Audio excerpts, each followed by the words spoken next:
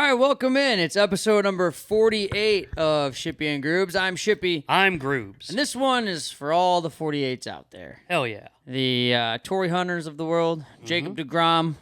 I want to go to a game on a DeGrom day. You need to. I just went to my first Rangers game of the year on Sunday. I had a good time. I know. We got you on the big screen and everything. Yeah, that's right. Yeah. Which that was cool. So thank you to whoever was in charge of that. Chris Reicher and Statzer and all them. Love you guys. Mr. Ugo. I believe you know him. Who? Ugo. Oh, yeah. Yeah. Yeah. Good crew over there. Very good crew. And we're about to get into more good crews involving the Rangers here in just a second. But we're going to continue in acknowledging the 48s first. And who else can we think about other than Francisco Cordero? Yes. Colby Lewis, Andrew Kashner, Tomas Hurdle. Got some hockey in there. That's good. Roy White. Used to work with him. Yeah, he was great. Yeah, he was. He sells insurance now. I hope he's doing good. I think he is. For last time I saw him, he was doing great. Actually, he visited me at a Mavs game, I think, last season. Showed up and surprised me. Oh, So that was fun. he's a good dude. God, what a great start we're getting off to all these good people. Yeah, I know. And we're gonna end it with Stephen Davis, the NFL running back. I just wanted to include football in there a little bit, and that was apparently the best 48 that was listed. You don't see a lot of 48s that make the team. No, apparently you don't. You know, Yeah. like he must have been on the squad for a very short amount of time. Yeah, I really don't know a thing about him. Like, I kind of thought maybe I'd recognize him, but no. One thing we do know something about is how it works in TV land. Yes, we are experts. We are experts. We both worked with Fox Sports Southwest / Bally's. And we worked, and we did like intermission stuff, like Yeah, we were generally in the studio. the studio, right? But yeah, like it's there's also the truck side of things that handles the game broadcasts and all that, and I believe we are about to witness some of the greatness of the Ranger Sports Network crew in action on a what seemed like a pretty run-of-the-mill play to end an inning, and instead it all went horribly wrong for the Athletics, but it made for great TV. It sure did. And Ranger Sports Network had a camera posted up, I guess, for this particular game and gave us a little behind-the-scenes action of how they made whatever happened on your TV screen happen. Yes. 2. Dealer's choice to break. Oh, dropped it. Ready 5. Safe. Ready 8, take 8. High home for the slide, chicken. Ready 7, take 7. X. Ready 5, take 5. Show me the guy in the outfield 3. Ready 1. Take 1, crowd. Ready 3, take 3. I see on blue. Ready 10, take 10. Ready 4. What's Be going? real first. Be Replay. real. Fly. Track B. Roll. X real after this. As soon as Ready it drops. to dissolve X. X. Track X. And track X, roll, dissolve. Y next. Ready to dissolve Y. Roll Y, dissolve. Red has an eye roll. And ready red. Roll red, dissolve. Ready out 7. Ready out 3, fly. Wow. Blue has, yeah. Ready 4, take. You want it after the pitch? Yeah. Ready to replay to blue. Real. Tracking blue. Tracking blue. Did he go? Ready 2, take Replay 2. Langford. Ready blue, fly. Blue. Track blue, roll.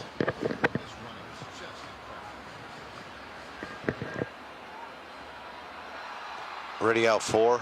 Oh, he almost fell. Back up. Back up A. Fly. Ah, never mind. We're fine. Oh, that's great. The end of that, especially Zach for a rollout. Silver, Go Y, blue. Rangers, silver, music, fly, Dave. Drop roll. Ready to dissolve Y. Y next. And Y. roll Y, dissolve. And then blue next. Ready, blue. Roll, dissolve. Keep it going. 6. It's all hero. No need to cap. 6, 5, 4, 3, 2, 1. Roy break.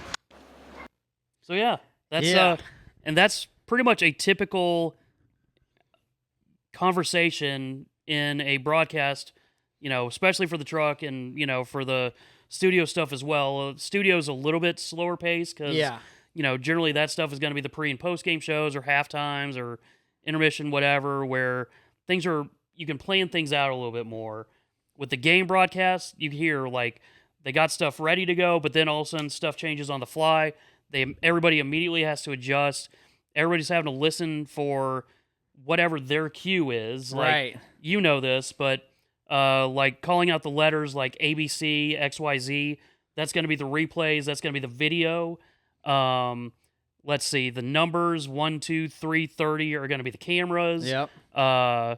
Colors also will be replays of a different nature, but it's also video. It's just a lot going on. Like, again, I haven't worked on the truck, but obviously having, you can listen in on the truck when you're working in the studio. Yeah. And just seeing videos like that, and it still fascinates me. Like I started working at Fox back in 2012 and, been involved in TV in some way for most of the last 13 years. And it still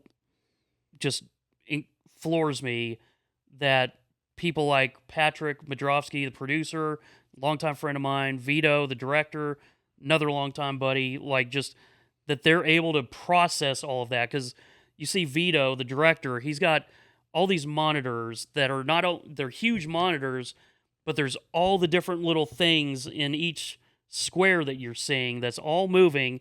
You're having to figure out, okay, camera 30's got the best angle here. That's just a little bit better than, camera 17, which is like the same shot essentially, but maybe higher up. Yeah. I don't know what the actual numbers Right. correspond, but you get the idea, where it's just so fun. Anytime I see one of those posted on Twitter from, one of our teams or somewhere else, like the Mets broadcasts, their director has gotten a lot of notoriety for coming up with like really cool ideas and shots that are very cinematic and stuff. And so I will always stop down for those. So I'm really glad that Yvonne reminded us that, that got posted over the weekend, because that did definitely go a bit viral on, social media from what I've seen, because people are like, how the hell does anyone understand? Because there is so much happening, calling for replays, calling for this to get cut, and, you got to slow it down when you get to certain parts so that, the director can give, the technical director who's hitting all those buttons, he was the guy on the right, Yeah. To be able to give him just enough time to know where to go with each thing. It's a lot. Yeah, and it's like if you're in the middle of it, like we have been, like you said, to a little bit of lesser an extent, but there's some post-game shows and like the high school. They can get chaotic. Some of the high school football nights were insane. Like, yes. And that's what it felt like. Like that's the closest I feel like I ever got to that, where it's like track this, track that. And yeah. so, we're going to this game now because, they're on the goal line or whatever. Right. It's so much controlled chaos, mostly controlled, that, it's one of those things, like, why would you think about it when you're just watching at home, of like what all goes into a broadcast where, all of a sudden, the few times a year that it happens where a shot, gets cut off a little bit, or, it goes to a wrong shot for a second. It's like the camera person wasn't necessarily on anything wrong. It's just they were getting ready for another shot, and either the director accidentally called out a wrong number camera, or the technical director just, Hit the as we wrong say, button. fat fingered it or mispunched, and hit the camera next to what he was supposed to be putting on the air. And it's just like, oh, how could they miss the ball falling onto the ground or whatever. And like, it's just insane how quick you have to process, and especially baseball. Dude, there's like 300 pitches a game, and every single pitch, whether it's just a called strike, whether it's fouled off, whether it's a home run, or put into play and dropped. Yeah. There's so many possible outcomes that it just started to talk too much about this probably, but it just fascinates me that anybody's brain can just synthesize all that and make it make sense. Because as someone that can barely get out a regular thought of just about anything, Yeah. trying to keep track of all that just makes no damn sense. No, and yeah, it's really impressive, and props to the whole crew. Like that was And props to them for having the idea of showing, what goes into a play like that. Because like you said, like if you're just watching at home, you don't think about who's all doing that and how many moving parts there are. And, like how, Patrick said, hey, we got an eye roll on red. Like just little stuff like that. Like, and then Vito said, all right, take red. Like, let's show the eye roll after. Yeah, where he's immediately adapting instead of being like, oh, well, I had this shot ready. Like, no. Yeah. It's like, it's a weird dance with the producer and the director. The producer is kind of overall, maybe I'm going to get this opposite, but, the producer's kind of watching everything or trying to. Director's a little bit more focused because he's mostly going off the producer's cues of what to be ready to do, and then the technical director is the one that actually has to push all to push all the buttons. But like, sometimes the director will still be like, oh, we got to go to this, or we're going to go to this.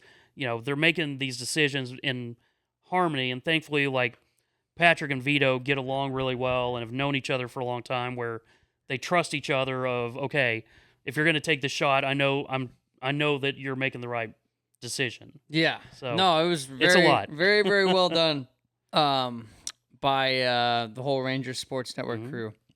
And, speaking of chaos, we've got a little bit of chaos going on with the Las Vegas Raiders. Almost called them Oakland. I know, it's I weird. was going to, and I was like, wait, no, that's not accurate. There's not a team in Oakland anymore. None of them.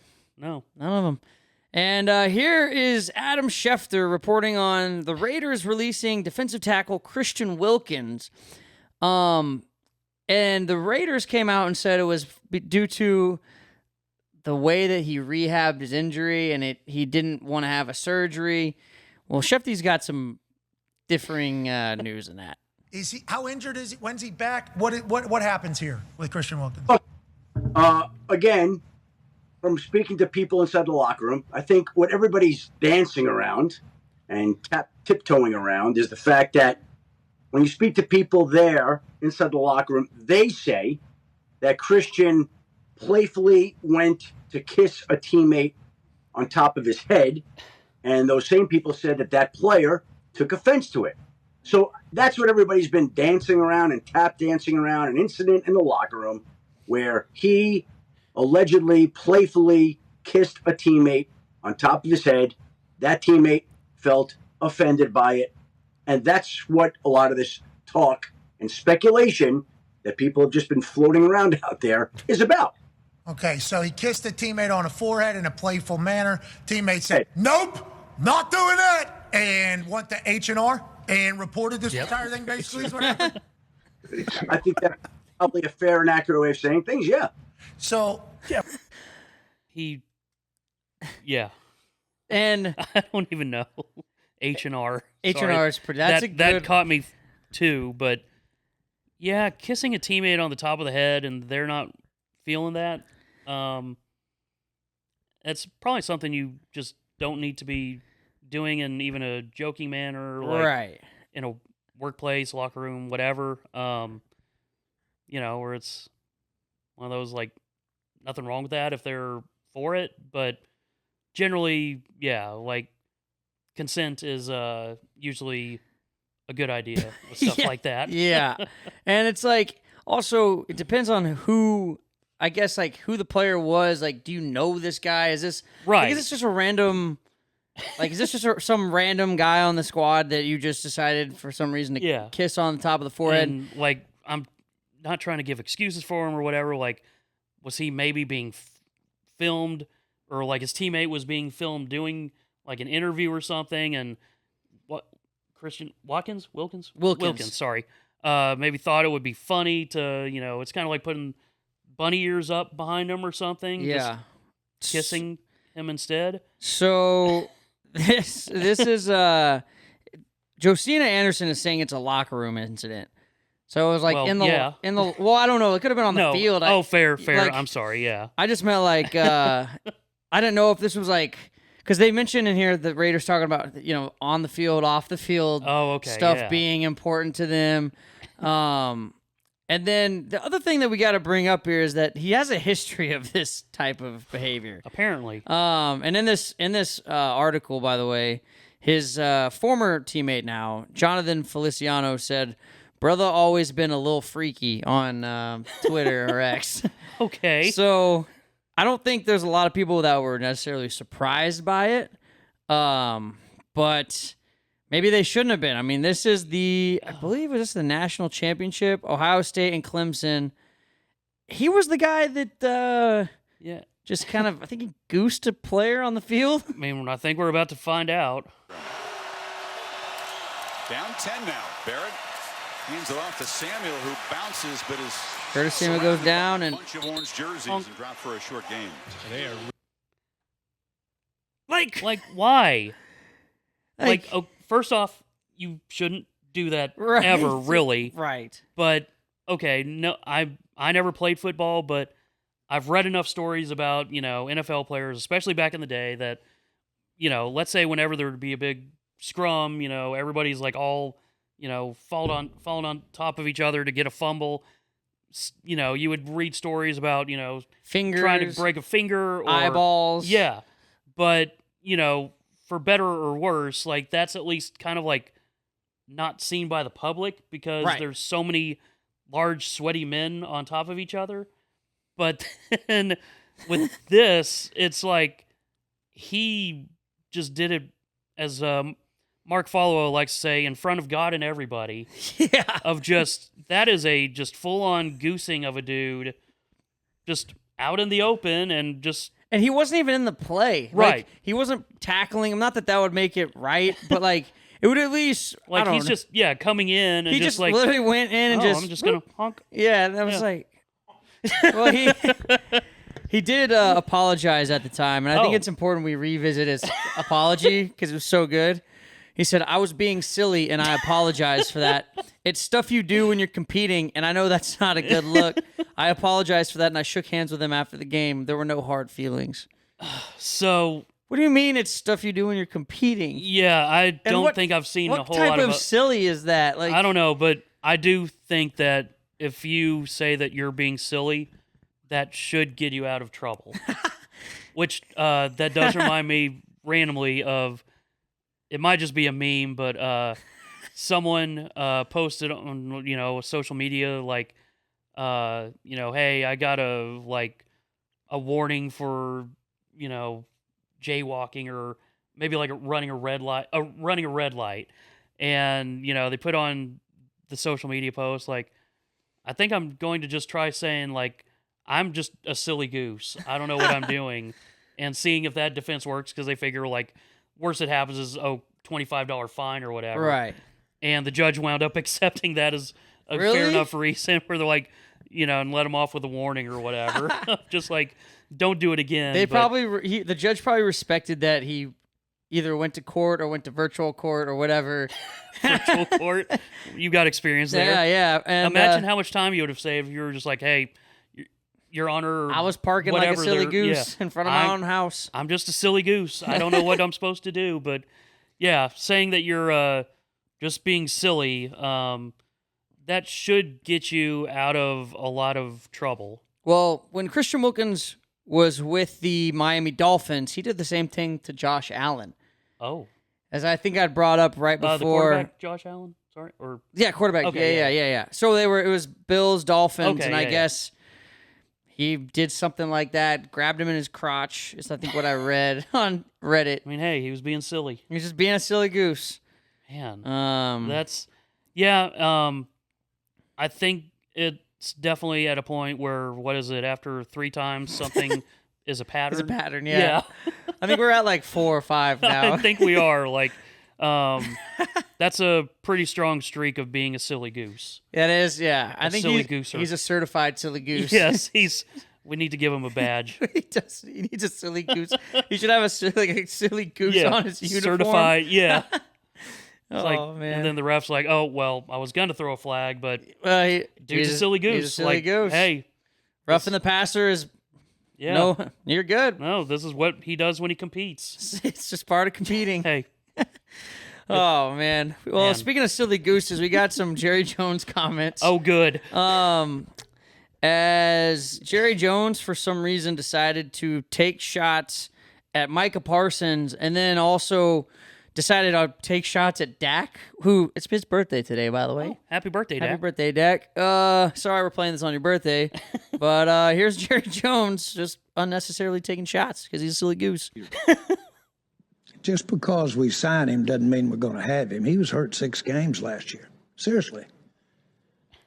We've signed, I remember signing a player for the highest paid at the position in the league, and he got knocked out 2/3 of the year, Dak Prescott. So there's a lot of things you can think about when you, just as the player does, when you're thinking about committing and guaranteeing money. Like, Why? why did you have to go out of your way and you? Everybody knew who he was talking about before he said Dak's Right. name. He said we made him the highest paid player in the NFL, and Who could that be? he missed 2/3. Dak Prescott, in case you didn't figure that out. Him. And then J.J. Watt, and this is a post that Micah Parsons retweeted. Oof. J.J. Watt, quote, retweeted this and said, anytime you can publicly take a dig at your star quarterback and your star pass rusher simultaneously right before the season begins, you just got to take it. Nothing makes guys want to fight for you more than hearing how upset you are that they got hurt while fighting for you. Yeah, like, it really kind of felt like the Cowboys were kind of winning the offseason with Shoddy. Like, he's been on a pretty good media run where people are like, man, you know what? This guy actually, could be a good hire. Yeah. Like, we're really liking him. We know he was a coach's son. Like, there's been multiple articles written about what a good dude and just what a leader of men Shoddy is. And then Jerry Jones comes in like a pigeon and just poops on all of that. And Because he's like, hey, remember how I bought the team for a lot of money all that time ago and made this thing into a big deal? I'm still here. yeah.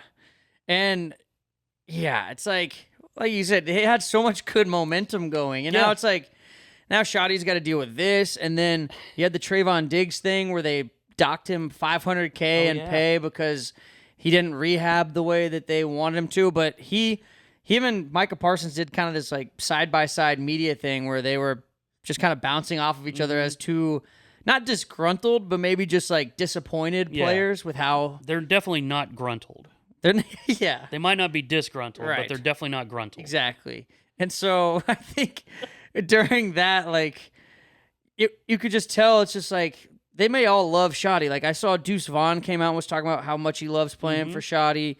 There's been a bunch of players that have, Yeah. stuck up for him on his behalf. And then it's just Jerry Jones. And, we started this podcast during training camp, and all we did was talk about how Jerry Jones or Steven or somebody, in the Cowboys front office would just screw something up so badly when everything things really didn't go well last season. Yeah. But during training camp, at least they were. And it just felt like whatever was going wrong, somehow they would make things worse. And Yeah, they were definitely always putting gasoline on the fire. yeah, and here And they are they again. still are because they're the Joneses.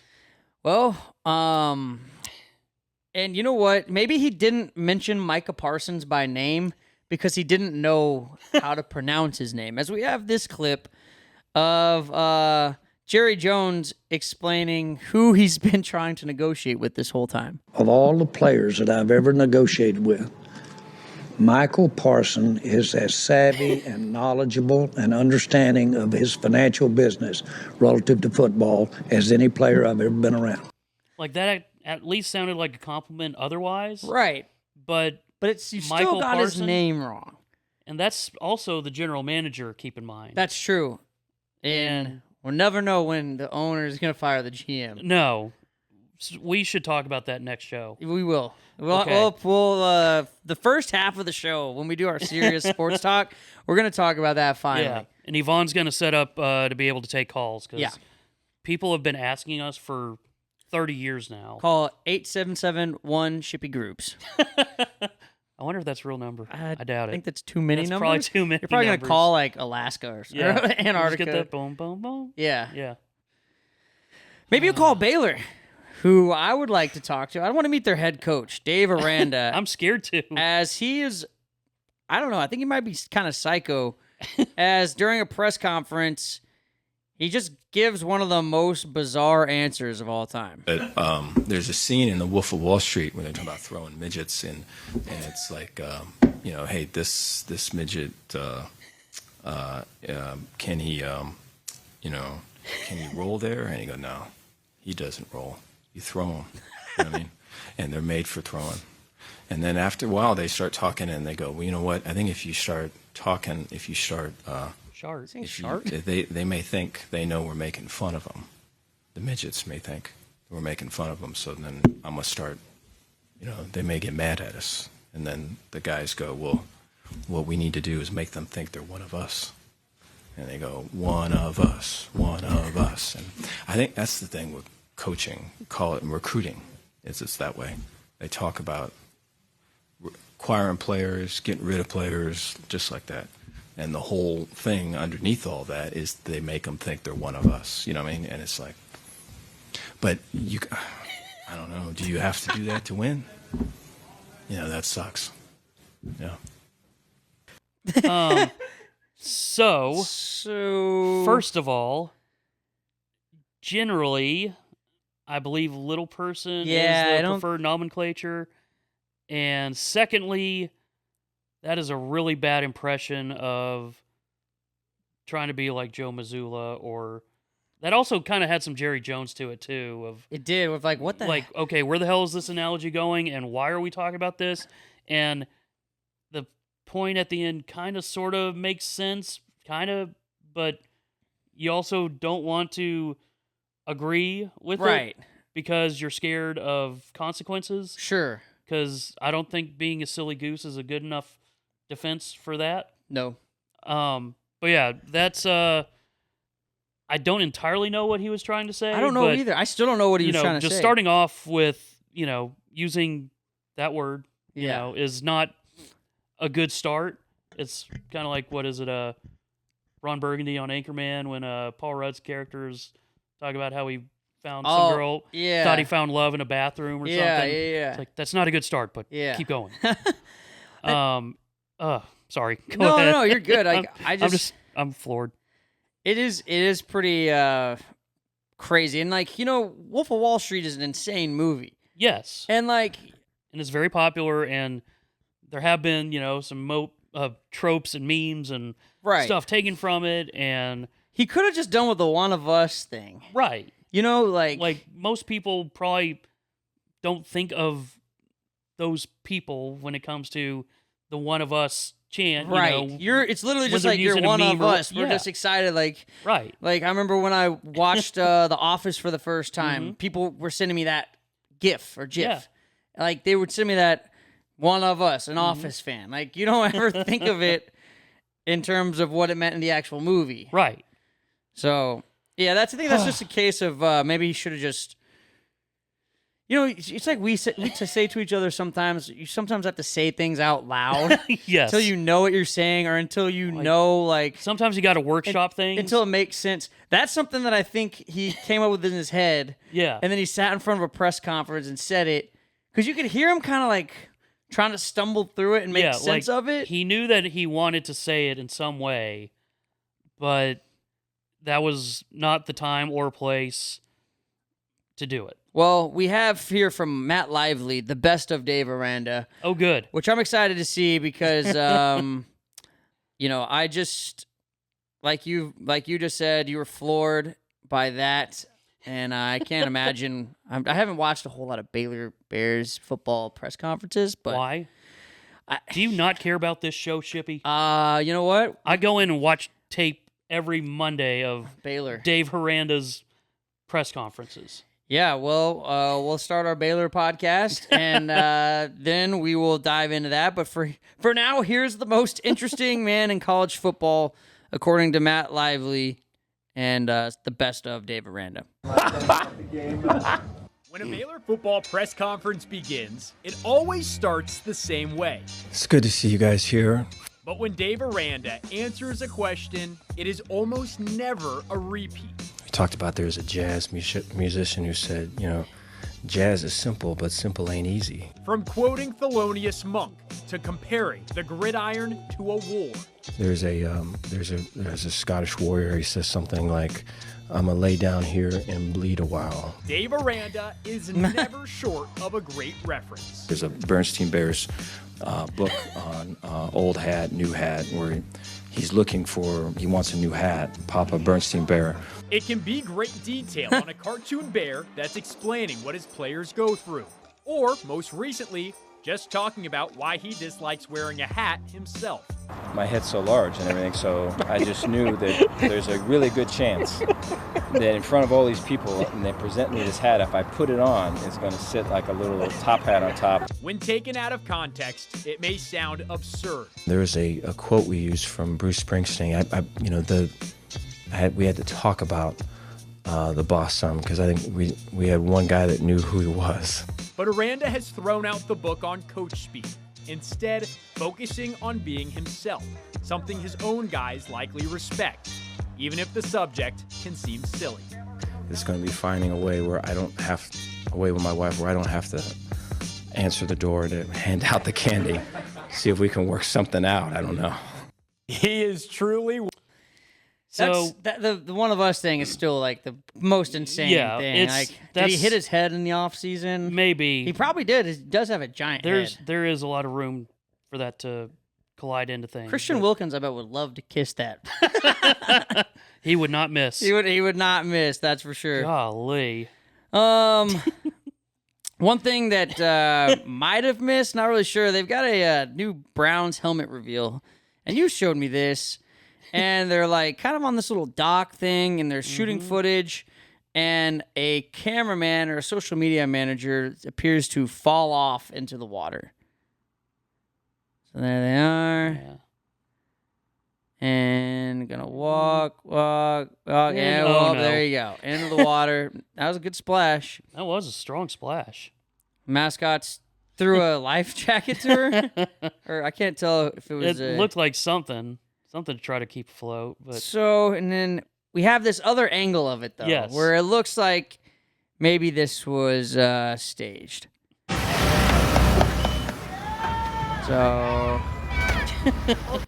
okay, so yeah. So, do you think it's staged because of how the mascot like braces himself? There's that, and then from my understanding, the guy that actually fell in, had his own jersey with like a name on it, and I believe he's some sort of social media influencer or something like that. Oh, okay.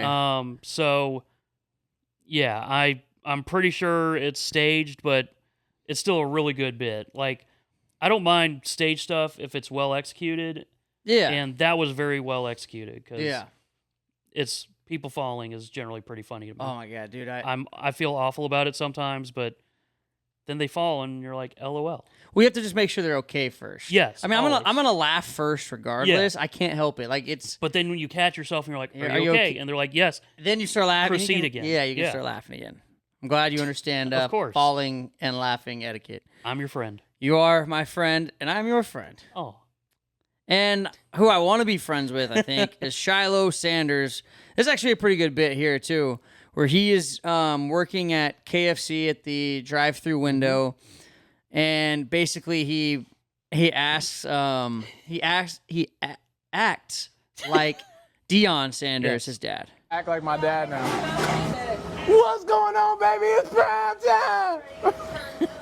How you doing? Great. I'm glad you're all happy in there. Oh yeah, I was the guy that was just on the. Yeah, I know. That's what I figured. It was you. I can tell. Yeah. I'm Deion Sanders. How you doing? Oh, Deion Sanders. Yes, nice to meet you. I've heard your name before. Yes, I play for the Cowboys, the Ravens, the Redskins. I won 2 Super Bowls. I have a son named Shiloh. Really? Yeah, he's really cool. You're that young looking? Yes. I got hair transplant, so I'm good. I coach now. I coach for the Colorado Buffaloes now. I got another son named Shador. He was supposed to go first round, but I don't know what happened. I'm gonna act like my dad.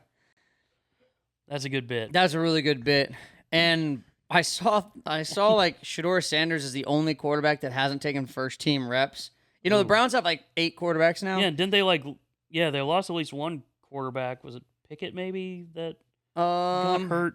Anyway. Oh, but yeah. So I know they have Flacco. They have Gabriel, the one who called. Yeah. He talked to the bird and figured out where he was going and exactly God, where.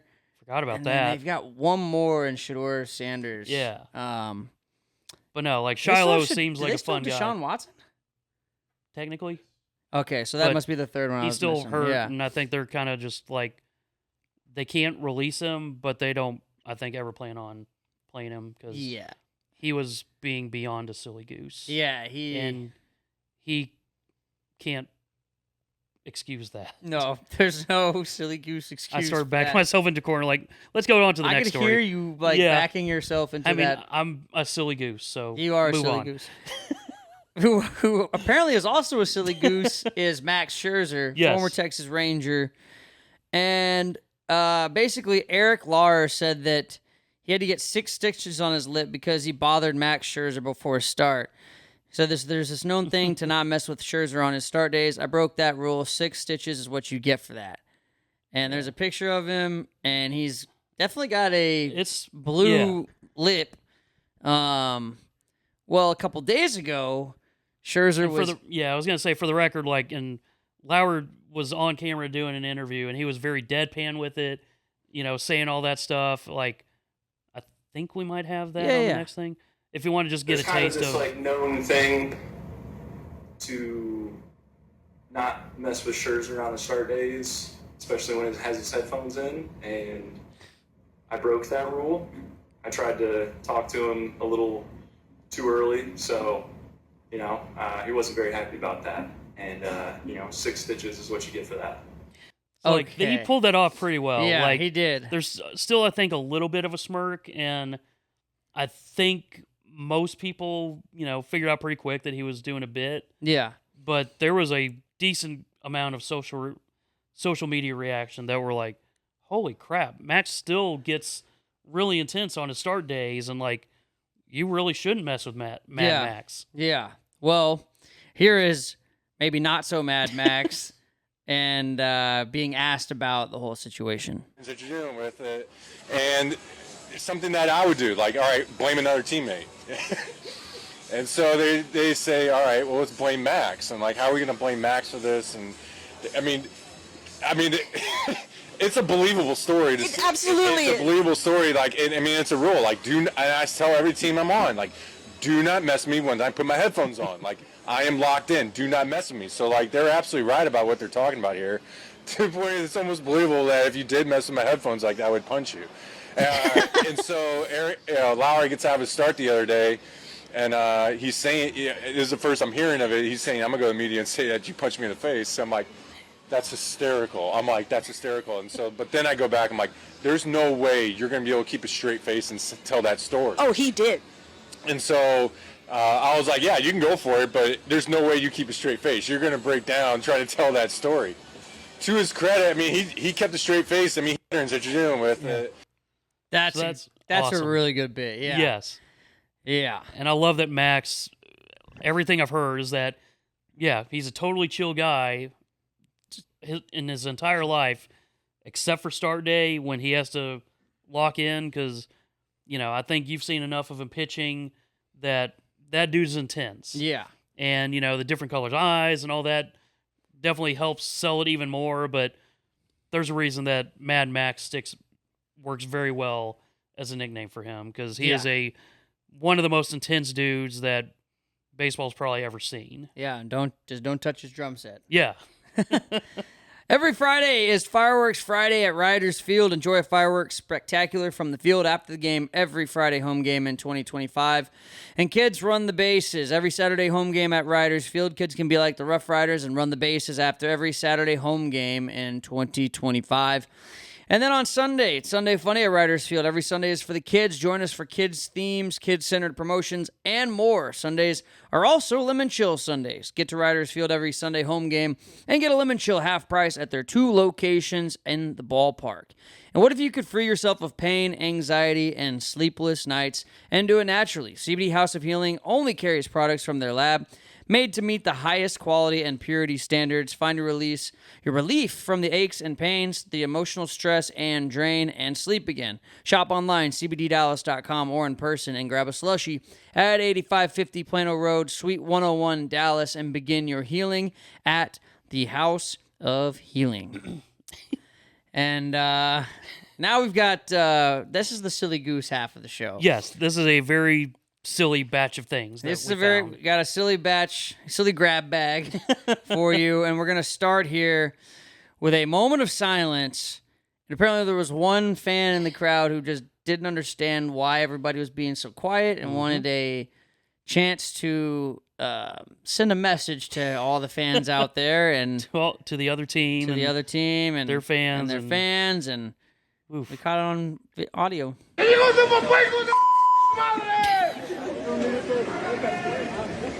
Perdón, no sabía.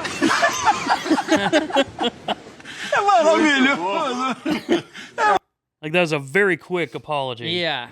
So Like, basically, that's my bad. I didn't know. He was talking trash. Somebody said, "Shut up." It's a moment of silence. He said, "My bad. Didn't know." Sorry. We'll go back to being quiet now. God. Like, I respect him, like, going from mad and trolling the other team to just immediately like, nope, that was a bad idea. I'm a silly goose. I'm a silly goose. Sorry. Had a few beers before the game, and wanted to talk trash to you all. And now we've got some news bloopers here, as we've got a sick backflip here. Yeah, this is a Savannah Bananas baseball player who's known for doing backflips. Like, he's done, as he says in the follow-up, thousands of backflips. Like, always landed them, never had an issue until this. Oh, Jesus. Oh! That, what you just saw there is a... Dude. One more time, yeah. Oh! Dude, like... Dude. the mic pack falling out and just, like, he landed on his face. He almost landed so hard that he flipped back up. Yeah. Like he nearly flipped, hit the ground, and flipped back up on his feet. One more time. Thank you. It's just... like, to his credit, like, he at least got up right there pretty quick, because I would have just sunk my face into the ground as much as possible and just... Now I'm looking at his shoes. Mm-hmm. Are his pants over the heels of his shoes? Is that why he didn't land it? Possibly, like, in the follow-up video from him, he does kind of give a little explanation. Like, he's very, like, like the day after he posted a social media kind of video, like, where he kind of explained what happened and all that, where I think it's worth playing because he comes across, first off, as just a really humble dude, but, it's just like, yeah, I kind of landed on my face there. Here's what happened. They say all press is good press, huh? Well, you've probably seen the video. Your boy is bouncing around the internet like a beach ball at a Nickelback concert. No offense, Nickelback. I love your stuff. Anyways, this morning, I'm going to CNN, right? Keep in mind, I'm running on 4 hours of sleep. I spent the last couple days running a baseball camp for kids. It was amazing. There were 500 kids in Houston. The second the camp ended, I showered, hopped on a flight, got into New York at like 2 a.m. So we're backstage, and they asked me, hey, like, you got any tricks up your sleeve that you want to do while we're live on the show? I'm like, yeah, absolutely. I got lots of tricks up my sleeves. I'll do a backflip live. We'll go about our conversation. Call it a day. For those of you that don't know me, this is me. I do flips all the time. While catching a ball, mind you. I didn't even have to catch a ball with this flip. Also, just like a couple months ago, I was at ESPN's headquarters, and on NFL Live, I caught a football on live television while doing a backflip. I have done tens of thousands of backflips in my life. I had zero reason to doubt my abilities. Anyways, I'm standing on the stage. I get the countdown. I'm like, okay, it's time. I send the flip. Next thing I know, I am on the floor, and I'm rattled. I was pretty confused. My mic pack fell out of my pocket. My shoe flew off of my foot. I don't even know how that happened. I feel bad for the news anchors because they just sat there like, okay, we're not supposed to laugh, but oh my gosh, that was funny. And they just had to carry on. So I'm so sorry, you guys. But yeah, then I got up. I felt fine. So then I was like, okay, I maybe go about my interview. But then I see the blood dripping down from my chin and my lips. I'm like, okay, never mind. This day's probably canned. They told me to go have a seat off to the side. So I sat down and we cleaned up the blood a little bit. But I had all these feelings of, one, obviously I'm embarrassed. Live television just wiped out. Two, I was like, how did that even happen? And in hindsight, when you do a flip, you are looking for the ground while you're rotating. So I remember jumping back and seeing a bright light in my face, and the floor itself was very light. I kind of just lost where I was in the air and wound up under rotating, plus my feet slipped. Also, I gotta say, my arms flailing. I have no idea why it was like that. A bunch of people thought it was AI. Fortunately enough, there was a doctor in that building. So I got checked out. I ended up getting several stitches here in my lip and in my chin. But thank God, aside from my damaged pride, I didn't sustain any like actually serious injuries. One thing I will say, the dad lore is gonna go crazy. They say all... Like, that's a really great explanation, video, and all that.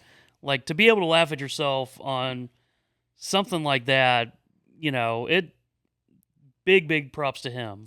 Yeah, no, I mean, and I like how he broke everything down, too, like his schedule, 4 hours of sleep. Yeah. And then also, like, you know, what he looks for when he's trying to backflip. Right. You know, because, like, there's certain things at the halftime show for Mavericks, like, we have to have the lighting right for certain acts because if the lighting's off, they can't do what they normally do because either they lose something in the lights or... they need to be able to find their mark again or whatever. Or if they're flipping and there's, like we had guys on like pogo sticks that do tricks, and we had, like, a court wash that was moving.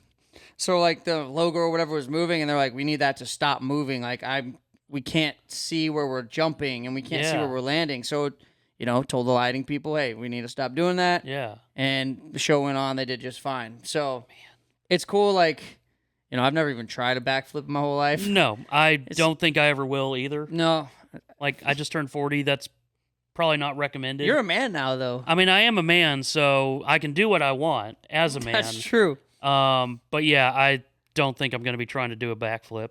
Well, if you do, let me know, and we'll try to I'll make sure I do it on camera CNN. here.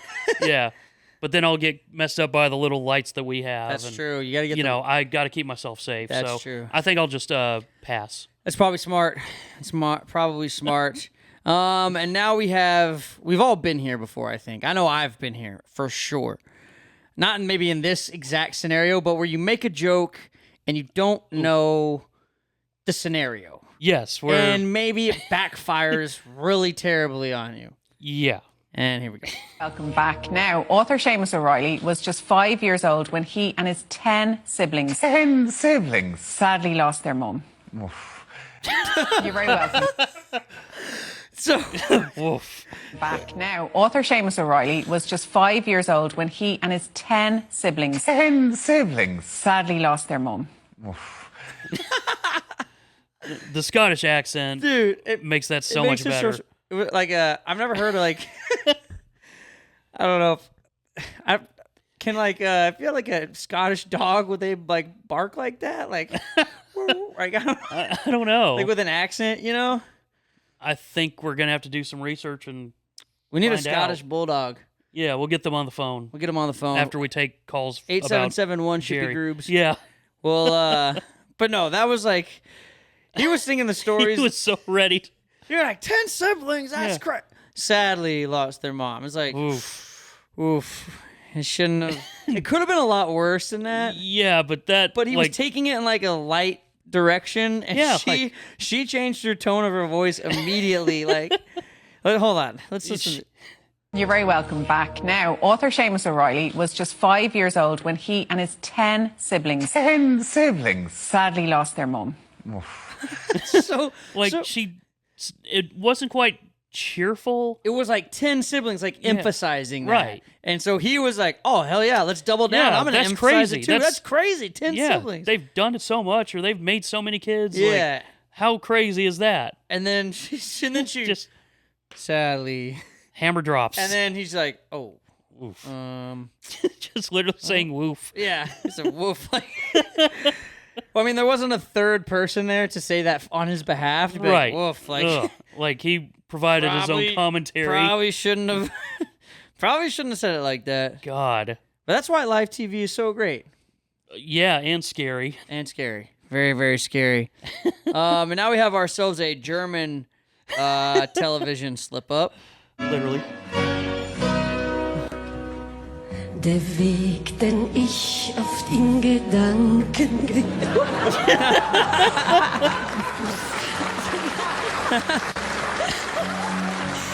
zu dir, dein Wort was wartest du? Kein Blutbaricho. I mean, so she just sat on a pillow and it just slid off. Der Weg, den ich oft in Gedanken Yeah, that's great. Yeah, that was just one of those things like you run across on the internet that I somehow hadn't seen before. I hadn't seen that.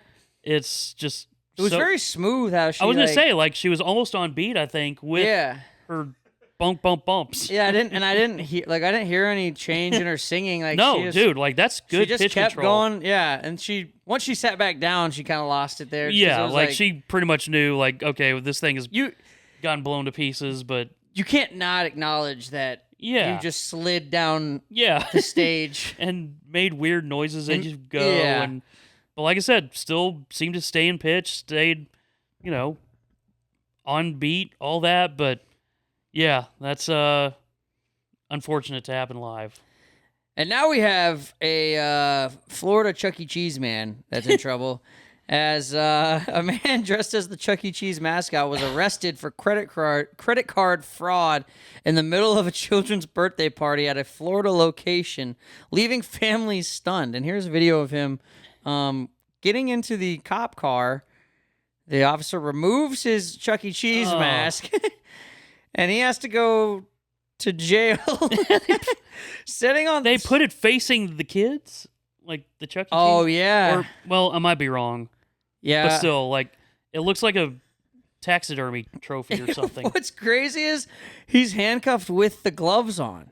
They couldn't even take those off. He's got his stupid mouse hands on. God, how defeating for that guy. He's like, really? I gotta get caught right now. I'm trying to pay off probably not paying off his credit card Apparently fraud, not. Oh my gosh. Yeah. But like they couldn't at least take him to a back room and just let him change into the clothes that he, I assume, wore to the Chuck E. Cheese. I don't think he drove Like there. that has to be traumatic for the kids. Oh, it definitely is. Like, can you imagine it's your birthday and like Chuck E. Cheese is performing and some officers show up and arrest him? They're like, man, you remember my 8th birthday? Like, right, Chuck E. Cheese went to jail? Yeah. Oh my God. That's like when Santa went to jail. Yeah. And then not only that, but they take his head off and show it off like a trophy to all the kids. Like, oh, you thought Chuck E. Cheese was real? Yeah. Idiot. Stay in school. Yeah. Drugs are bad. You don't end up like Chuck E. Cheese, do you? That's probably like some of their hero, you know? Yeah. Oh, man. Yeah, they're never going to look at Chucky the same. No, and they also probably... Charles Entertainment Cheese. Yes. Is not the same guy to them anymore. He's been ruined for all the generations that were there. Yeah. All the kids. Just Chuck now. Just Chuck. Now we're going to take this to a Dallas man. I don't know. We're not really sure who's responsible for this. But basically, Pine Isle in Dallas was broken into around 6 a.m. a few days ago. And the restaurant says that the suspect didn't get away with much. And they were open for business. And on the door, there was a sign that said, "We are cashless." So it's like, if you're going to rob a place, wouldn't you read that, hey, this place is cashless? Yeah. We're not really going to make out with much here. We're not going to get much. I just finished Animal Kingdom on Netflix. They rob people like crazy. They would have read and checked and made sure the place was cash full. Right. Thankfully, I don't think restaurants put that on their doors either, though. Cash. We are cash full. We have lots of cash. Like, if you'd like, guys, if you're looking for a place to rob, yeah, that's true. Like typically, and most restaurants just have the signs that say like, we have like less than $50 in cash at all times. Yeah, somehow, which really because no one uses cash anymore. So everywhere is cashless, pretty much. Like here's video of him. He's just searching everywhere, looking for Where's the cash, the money? Looking for a safe, looking for anything. It's like no. Just a couple square readers. All right, well, not sure what other like things you could take from Pine Isle. It doesn't look like a whole lot. Some spam, yeah. Maybe. Like their menu looks pretty damn good. Did you? And I will give a further review if they would like to partner with us. Yes. Yeah. That's always welcome. And maybe mention some of their other offerings, but since they don't, I won't. I respect that. Yeah. But regardless, don't rob them. Yeah, don't. They have no cash. They have no cash. They make a whole sign for it and everything. Yeah, if you were like even an elementary robber, I feel like you would know that that's not the place to rob. Yeah. Just watch Animal Kingdom. Like they do a great job of scoping places out and figuring out where the stuff is and getting a blueprint or a man on the inside that can help them find the safe and exit safely. Yeah. Not just looking around and it's like, oh, here's some Spam and a square reader and a little bit of rice, maybe. Yeah, and that's all he got out with. Yeah. Bad idea. Bad idea. Don't rob anyone anyway. Yeah. If you are going to even rob, if they are cashless or cash full, no matter how much cash they got, don't do it. Don't do it. Just don't do it. Just watch Animal Kingdom, and if you have that itch, just live vicariously through the show.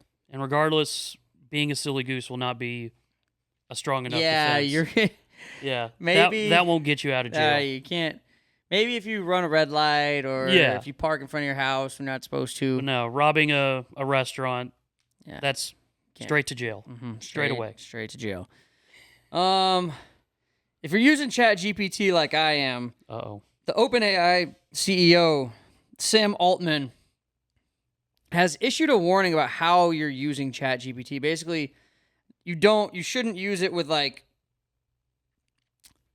I guess like in place of a therapist. Yeah. Like don't talk about your butt problems or your go see a doctor, mental if you have health those. or whatever. Just go see a therapist if you have those. But yeah, apparently don't type all of your issues because that essentially becomes a dossier on your problems. So, and basically, like what he's talking about is that ChatGPT, they're not protected by the same confidentiality laws that apply to licensed professionals, such as therapists, doctors, or attorneys. So, anything shared with ChatGPT could potentially be accessed in a legal proceeding, like a subpoena if required by law.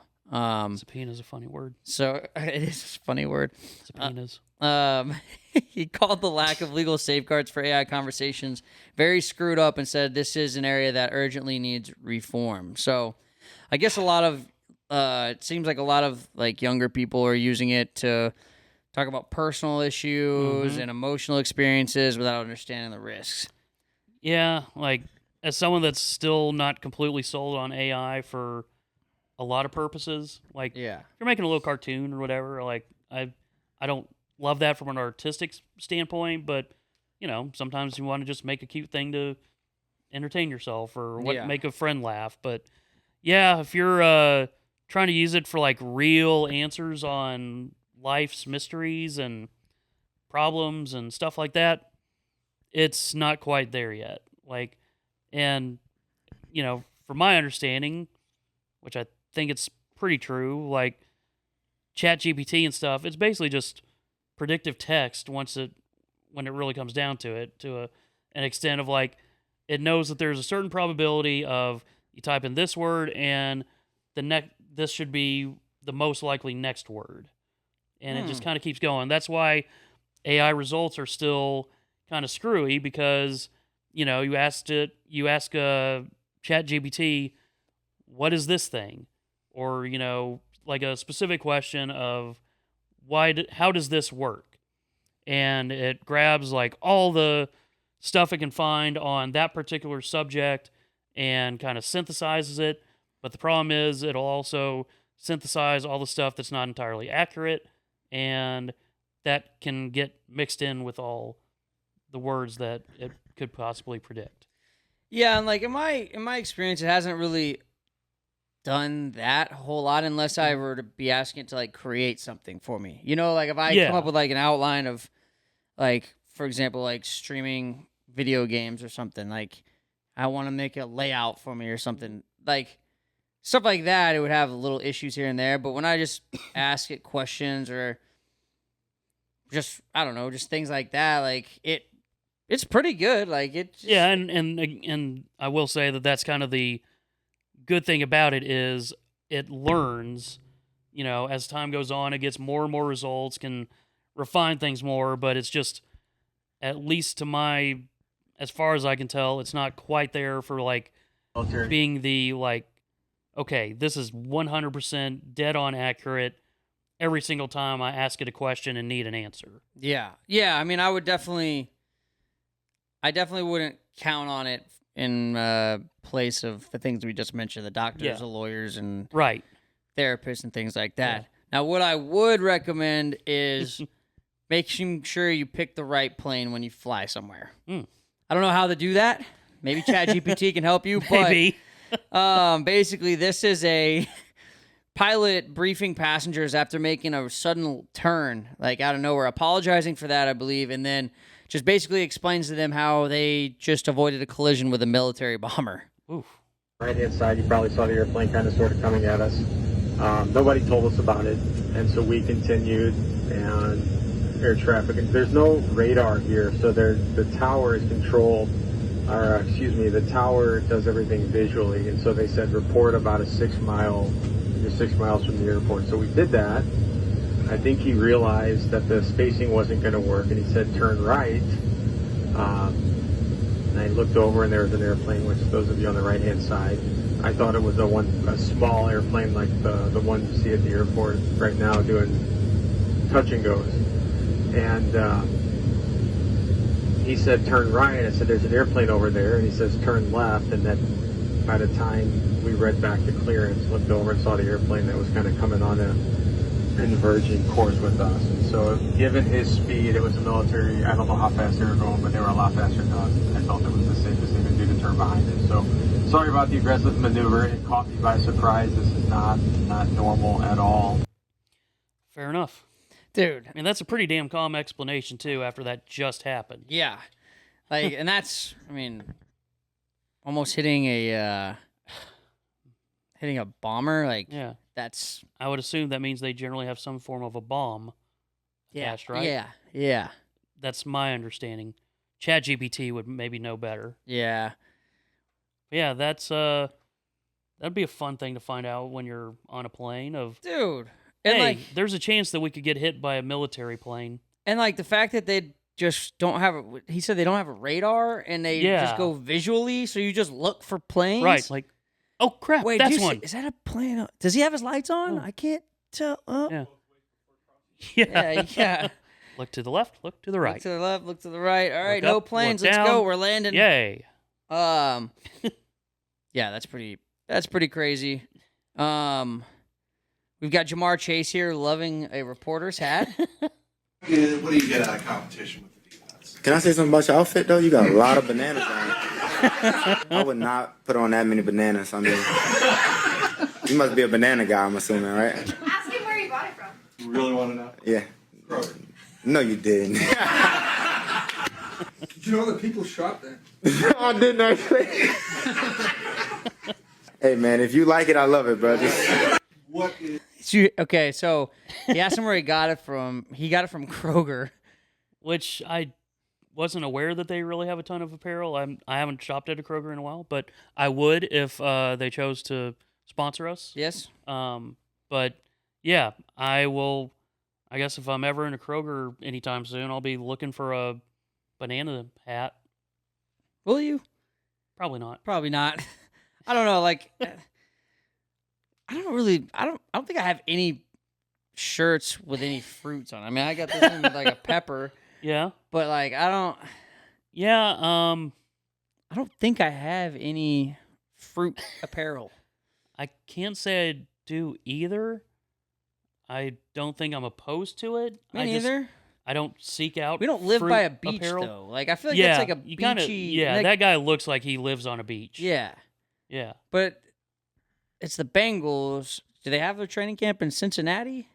For our purposes right now, yes, they do. I'm gonna try to find out where their training camp is. Let's see. 'Cause that is like if they were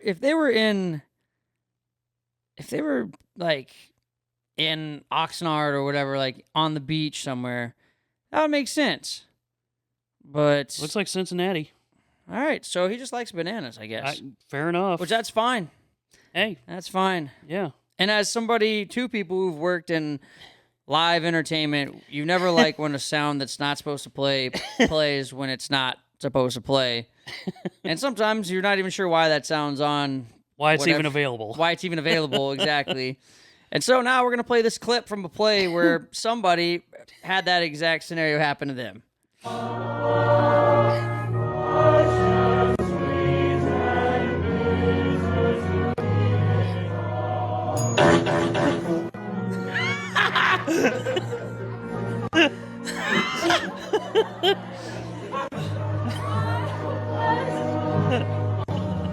They just keep going? They try. She's like sing laughing.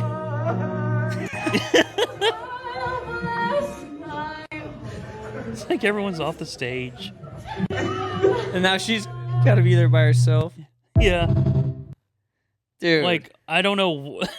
It was like a it's- teet, teet, teet, and then it a was fart kind of- noise. Can we Yeah, get to I'm that waiting part on one it more to- time? Yeah, thank you. Just waiting on the Instagram sound Yeah. to go away. I know.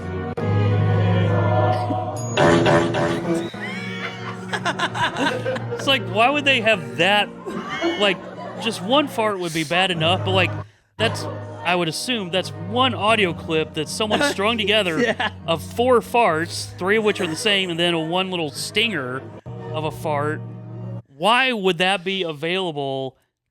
Why not? On their, like, I'm not opposed to it. I'm going to try to recreate that now for the next YDC I do. Yeah. But like, I got to tell you, when that came across my Instagram like a couple weekends ago, I was just watching something with Darcy, and we were both just kind of on our phones. Like, it was just kind of like whatever was on TV was in the background, and that I ran across that. I didn't know what it was going to be. Yeah. But that just, like, I have never laughed that hard in a long time. Where like I couldn't stop laughing, and then I kept laughing because I knew how stupid it was. And then Darcy's looking at me like, "What is going on?" Because like I'm crying. So she's like, "Are you like?" And it was like such one of those laughs where I'm not really like making noise. So I'm just like looking like I'm hyperventilating and crying. So she's like, "Did someone die? And I'm like, "No, this is what No. happened." And I played it for her. She's like, "You idiot." Were you watching it over and over again? Yes. And that's why you were laughing that hard? Yes, because it was just... Don't try to recreate it.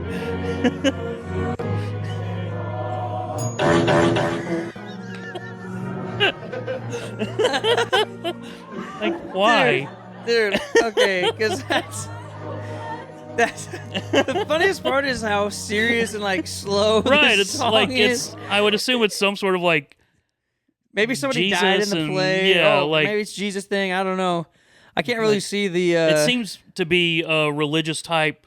It was a song that I would have heard during like a play at our church. Yeah. No, dude. Oh That's, my gosh! It's just like I said. I've got to recreate that drop.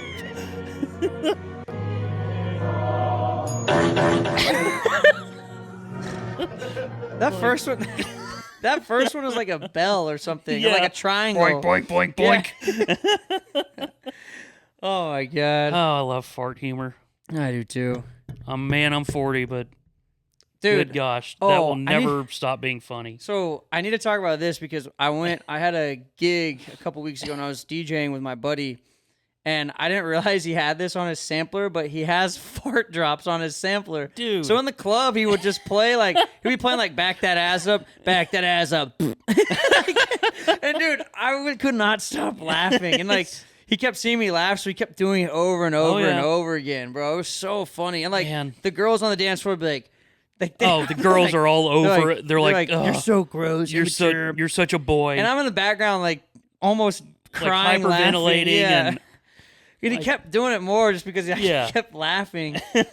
Oh man. I was gonna say, like, I hope that farts are always funny to me. Like, Oh, I don't think. I'm sure I'll get older and relatively maybe a little more mature, but like, if farts ever stop being funny to me, that's when I know my time on this earth has outlived its expiration point.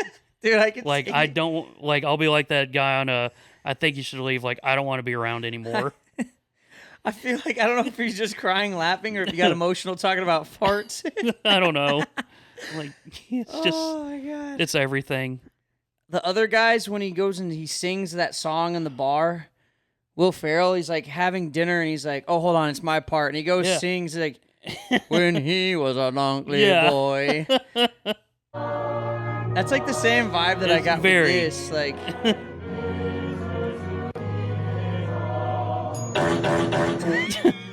so yeah, I didn't even catch. Like, there's like a little bell. There's like a triangle at the beginning. Yeah, or a triangle. Yeah. There's like a ding, boom, boom, boom. So that it's a musical cue of some sort, but I have no idea. Like, God, whoever was running that soundboard had to have been just dying inside, but also laughing.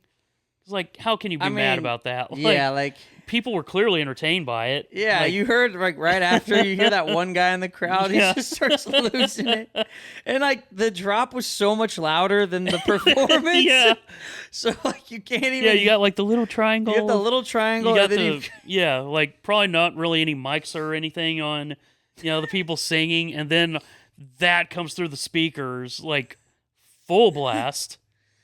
Oh my God. I love you, Shippy. I love you too. I'm glad that story got. We probably should have led with that story. I feel like we would have made it through the show. No, because honestly. you would have kept replaying it. Every story we would have been talking about. You and I are too Christian alike. Wilkins, and you would have heard that. Like time it out with whenever he's goosing the guy and boink boink boink boink. Damn, I wish I had that technology on this computer right now. What can you do? Oh man. Okay. Well, that was a show. I rode in a Waymo. Oh, damn it. No, we do need to talk about that. We I'm don't sorry. have to. No, I want to. No. I mean, it was cool. I went to Austin not last weekend, but last week. I meant to put it in front of the Chat GPT thing, but I think my ADHD, I skipped around. Oh. But anyways, I hopped in the Waymo, and the first song that played was this. Man, what an amazing coincidence. Yeah, and what's great is if you have a moment where you let that out, there's no driver. Yeah. And I think we got in a Waymo where somebody had farted in it before. No. I'm serious, actually. Oh. Because we got in and was like, this smells terrible. Yeah. And like whoever took it before us, like it smelled like butt when we got in. And then the song Anxiety by Doechii played. And we're like, all right, this There's is a lot what's happening. going on right now. Like why does this feel like it was pre-produced right now? Yeah. But it was actually pretty cool. Like it didn't freak you out at all, or it was a little weird, like looking and there's no driver in the front seat. You're like, this doesn't feel right at all. And like you show up and you like unlock the car with your with the app. You just hit unlock car whenever you're within the vicinity. And then you sit down and it welcomes you. It puts your name or put your initials up on like a little thing on top of the car so you know it's yours. And you basically you dork. You get in the car and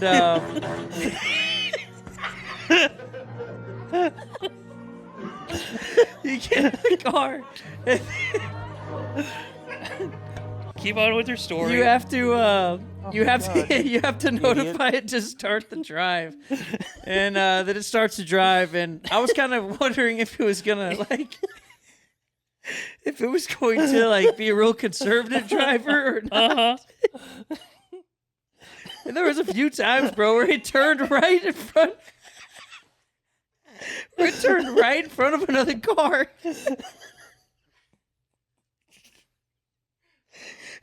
It was not a conservative driver. Like, Waymo was whipping that thing, dude. Bro, we turned right in front of some cars coming that I don't even know if I would have taken that turn. Oh, man. Oh, shit.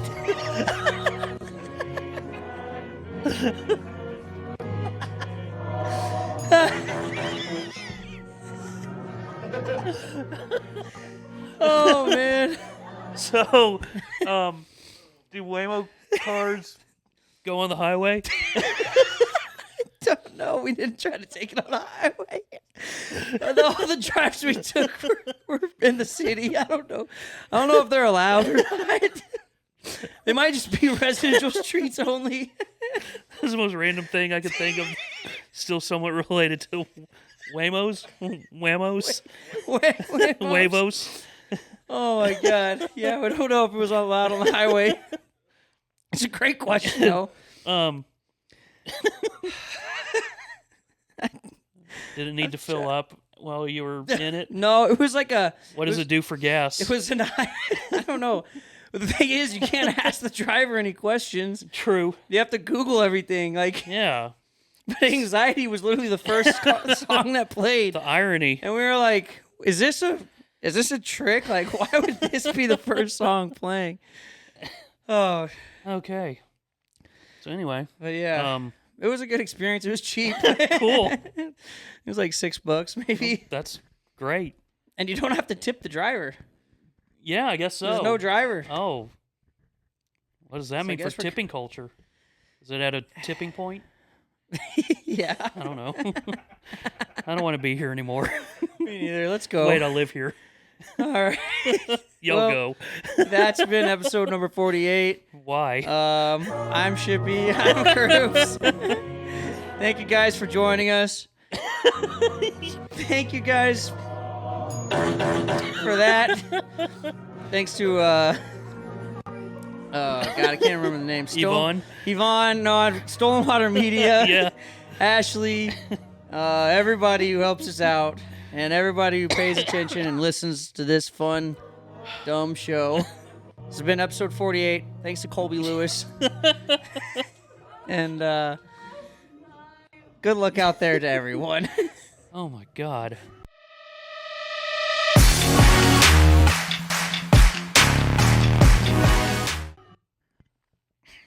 Wow. So, I haven't laughed that hard in a minute. That's pretty much what happened to me with Darcy, where, like, once she kind of realized I was laughing, she started laughing a lot. Because she's like, babe, what is going on? When I was telling the story about Waymo, too, I was just thinking about that stupid fart, and I kept laughing. Dude, it sticks with you. Like, I'm glad you didn't see that before we played it, because you just sent that to me recently, right? Like a couple days ago, I think, but oh my God. This is a Stolen Water Media production.